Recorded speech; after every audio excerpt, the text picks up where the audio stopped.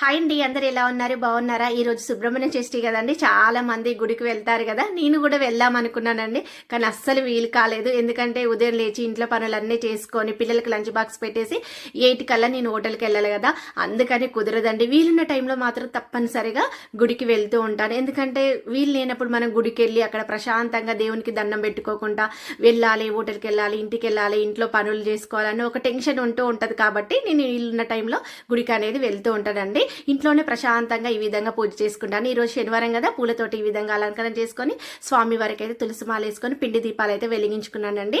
6 పిండి దీపాలు. శనివారం రోజు నేను శంకు చక్ర దీపం అయితే వెలిగించుకుంటాను.